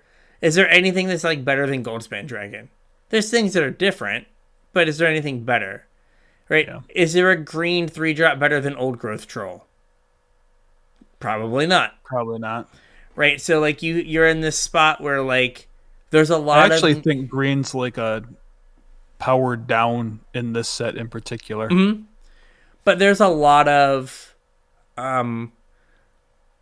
there's a lot of powerful stuff in the set, but it feels like they put, like, 60% of the set between like a 6 and an 8, or a 6 and like an 8.5, right? Yeah. Where a lot of sets they like put the set, between like 5 and 7, but then they just have like 6 cards. They're like, these can be 11s. Yeah, they're real bangers. And that's how we're gonna sell the packs. Yeah. This set feels like the average power level is a little higher. Probably due to just like the complexity. Yeah. Right? So the average power level is higher. And there's less outliers. There's less of those cards that are just like, oh, this card's dumb. You have less of those. Like, Grease Fang is the perfect card. In that you look at it and you want to build like 6 decks. Right. None of which are going to break a format. None of which are going to break a format. Yeah. And the like Goldspan Dragon is like the worst kind of card. Right. Because it's just like obviously I want to do that thing. Obviously I want to do this. So I'm going to just any deck that has mountains this card's going to go in. It's not going to make me think about deck building in any real way other than maybe like, do I want to play a Magda so I can get this out on turn 4? Yeah. Right? Like, that's like the only deck building consideration. Like, do I surround it by counter spells and extra turn spells and use it as ramp? Or do I surround it by 1 or 2 ramp creatures and use it as ramp? And it's like, well, there's no deck building there. It's the same thing. Like, Greasefang, you're like, oh, like, I want to build all these decks. I want to build decks in Pioneer. I want to build decks in Modern with it that, like, will admittedly be bad, but, like, I'm going to, like, spend an afternoon doing this. Yep. And, like, it feels like there's, like, those kind of cards. Well, I say there are no, like, power outliers. I forgot Boseiju. Yeah. Putting Assassin's Trophy on a land is a power outlier. $40 rare. $40 rare on Card Kingdom like a week ago. I chose to buy a Savannah. But that's one of those like sneaky ones that's like going to warp formats. But like you're not gonna think about it. You're getting super oh, you have one. Yeah, I pulled one in a pre-release kit. Ooh. Yeah, like that is a right, like in depths, that's just some number in the main, some number in the side. Well, I mean, it's kind of insane with like Red and 6 too, right? You just rebuy it every turn. Yeah, like could like also like green in taxes, right? So you're like, Thalia into Cat Jesus Stone Rain you, yeah, right? Like, and that's on curve, right? And then you're just like, all right, cool. Now I'll Ghost Quarter and Stone Rain you again the next turn. Like they have 8 strip mines in their deck. One of which just costs a mana. And it also just gets random other stuff. Right. Right? And yeah, like in Jund, you're just like, Stone Rain you, buy back my Stone Rain you. Right? And, in some decks it will just be like straight Stone Rain. Well, no. Well, no, I guess it is like land types. Basic land type, so you can get fetches or shocks with it. You can get shocks. Not with Cat Jesus. Or like Aven Mind Sensor. But like, yeah, I guess you're right. Like, so you won't be able to just eventually like run them out of stuff. But like you can make their life difficult. Like if you're doing that like every turn. Right. No, you're gonna put stress on their mana base for sure. Yeah.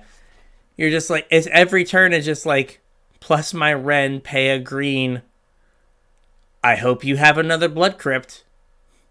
For your sake. Yeah. And then next turn you're like, blow up your Blood Crypt again. I hope you have another Blood Crypt. Yeah. Right? And like, while you're also like, it's like 2 mana, right? So it's, but you're like, Thought sees you, blow up a land. Next turn, play a removal spell, blow up a land. Yeah. You're like, oh, eventually you get to the point where you're just like, there's nothing left in there, is there? Right? And I mean, sneakily, like, you make their fetches worse. Right. Right? You're like, oh, you don't have a Blood Crypt now. So now you're like, your Wooded Foothills isn't going to be able to get you black and red now. So, oops, sorry. And, in Legacy, like, just like, oh, hey, cool, any number of cards. Here's my you got a Force of Will? Oopsie. Yep. So, I don't know. Boseiju is the worst kind of card again, right? Like, of course I want... It's the Goldspan Dragon. Yeah. Do I have can I make green mana? I can. I'm probably going to just have some of these. It's the Hullbreaker Horror. Yes. That's the other thing. Like, I haven't played Standard enough to know, like, if we're just, like, in Hullbreaker Horror Land. Yeah, I haven't played Standard. I couldn't even tell you the last time I played Standard. Yeah. So, which is good. Premiere format and all. Yep. So you experienced this. I just want to talk about this real quick. Just to remind everyone of the good old times of playing in paper. Mm-hmm. How did a Wizards event recorder hold up this week? That's funny because it didn't. Didn't? On Friday in the middle of pre-release, it went down, and I forgot all about this. But yeah, evidently it wasn't just like our store; it was the entire system. Yeah, and like I was just on Twitter, and someone's like, "How is it in 2022? Judges are pairing rounds on paper," and I was like, "It's 2022. There are judges still." Was like one of my thoughts. But yeah, so like Wizards, like so we had and Walter, mm-hmm. and then they developed whatever their new system is with like Event Link. Yeah, and apparently companion app. This is like the first big pre-release weekend that they've had. Well, so I think the problem was SCG Con. I don't think it was just pre-release because it's worked fine for pre-release. I think it was having like that number of people also pre-releasing in the same place. I was gonna say I think that there's also like, I think that like last fall it was like COVID sketchiness, and then in the winter, I think there might have been like some. Well, maybe I want to like play it safe for the holidays kind of stuff. So maybe people, but like this one, I think there's a feeling that like Omicron's on the way down. Yeah. Things are like a lot of states are lifting mask mandates. So it may have been, and just in addition to SCG Con, it may have been that this is the biggest pre-release weekend they've had with this new system. Yeah. And then SCG Con on top of it could have also been part of it. But it's just good to know that WotC made $1 billion last year. It doesn't have a software to run an event. And they can't hire one guy from Google. Yeah. To just be like, your job is to make this stuff work. Because I feel like he could just do it on the weekends. Probably. But just hire one dude and just be like, make all this work. And I'm sure that someone's going to be like, coding's really hard. I'm like, yeah, but let's just pay some people. Like the one thing Wizards doesn't ever want to do, just pay some people with the expertise to make it work. Yeah. You made $1 billion. $1 billion selling cardboard. $1 billion. Like just... they made like 70% or something of like Hasbro's profit. Yeah. Maybe more. The whole giant company. Like all of Hasbro. Jace made more money than Optimus Prime. Let that wash over you. Yeah. Right? You can go to your grandma and be like, who's Optimus Prime? Jace made more money than Optimus Prime, My Little Pony, Monopoly, Nerf. What else? All put together 3 times as much. All put together. Jace. Yeah. People are like, don't forget about D&D books. Sure, whatever. Jace. Yeah, whatever. Jace is in D&D now, don't Jace you know? is in D&D. He's canon. He covers everything. Yeah. Oswald Fiddlebender made more money than Optimus Prime. Eliwick Tumble, whatever her name is. Yeah, Tumbleweed, Tumble something, whatever. Tumblestrum. That sounds very D&D. But, like, you can't have these things happen. Right? Yeah. Like, just, like, we're committed to in-person play. Yeah. The thing that you use to run in-person play breaks. So. Yeah. It actually really screwed the pre-release. I think we had 18 people for Friday, like 7 o'clock pre-release, which should be 4 rounds. Mm-hmm. But Event Link, when you use the app, I don't believe will do 4 rounds. It'll only do 3 rounds. No, that's not right. No. It broke during round 3 is what happened. Okay. And then because the whole thing went down, he didn't have access to like the records, so you couldn't even like pair it by hand at that point. So we were supposed to do 4 rounds. We only got through 2 rounds before it quit. We were in the 3rd round when it went down. So we were doing pack per win. He ended up giving everybody a pack for the 4th round. Gotcha. Pack It was per win. awkward. Pack per win. Not how it used to be, man. No. Used to be cutthroat. I'm getting too old for the cutthroat ones. They're the midnight ones, and I'm not really down for staying up until 7 o'clock in the morning anymore. Yeah, the staying up till 7, like going home, eating. I stopped doing that one. Yeah. Because, like, inevitably I got sick every time. Yep. It's funny. So we think about, we make the joke about greatest selling set of all time or whatever. I just remember the Fate Reforged and specifically the Fate Reforged pre-release sitting on the floor at like table, like it was like table 40 or 70 or something, and it was on the floor because there were so many people in the store you couldn't actually like play on a table.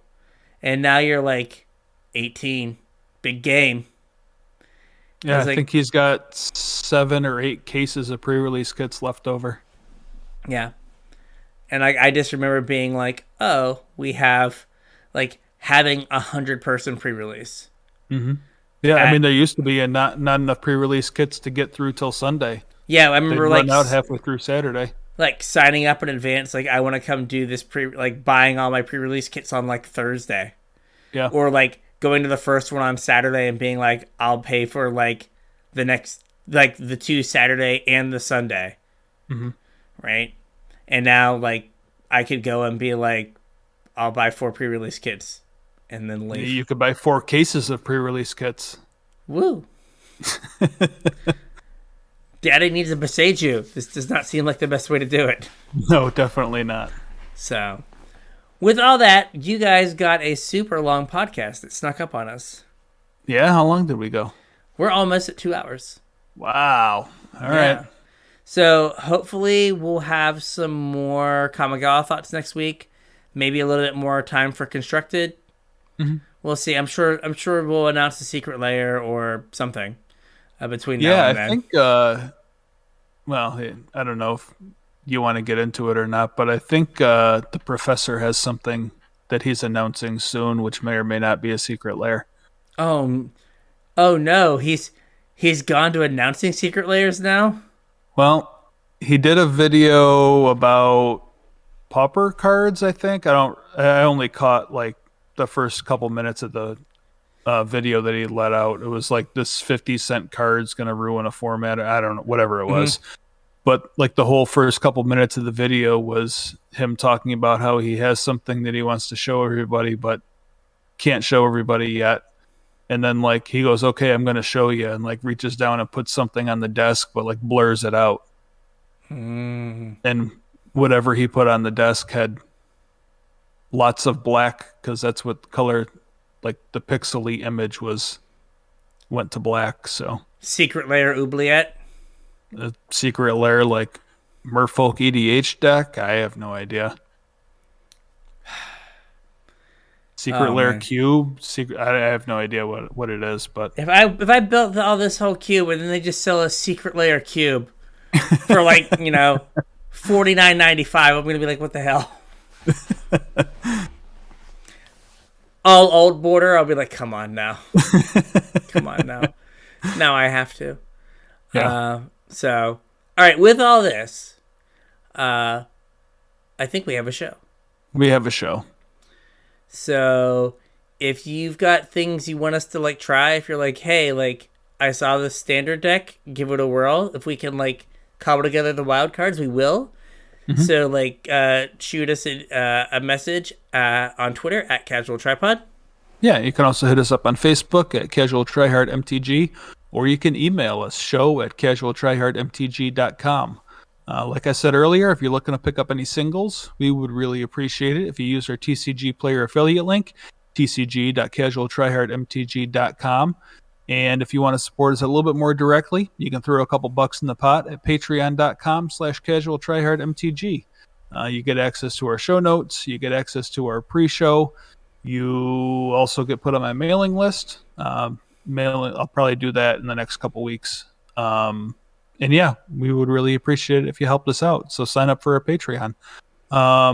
We also have our Discord. There's a link in the description. There's a link on all our social media to get invited to our Discord channel. That's another good place to post up deck lists if you want another pair of eyes on, you want some, some help building a deck, or you want someone else to take it for a spin. That's a good place to do that. And don't forget our YouTube channel, Casual Try Hard MTG on YouTube. Go take a peek at this video and tell me what you want on there, what sorts of things would be good to go behind, like us speaking, and I'll see if I can figure it out. Brian knows he needs better lighting. It's work in progress. We're working on it. We're going to get it figured out. Yep. For those of you that have been with us for a while, you know the difference between our early episodes and our later ones, so hopefully the videos follow the same path. We'll figure it out. We're going to take over the world one magic video at a time. Sure. So, with that, we'll catch you on the internets. We'll catch you on the internets.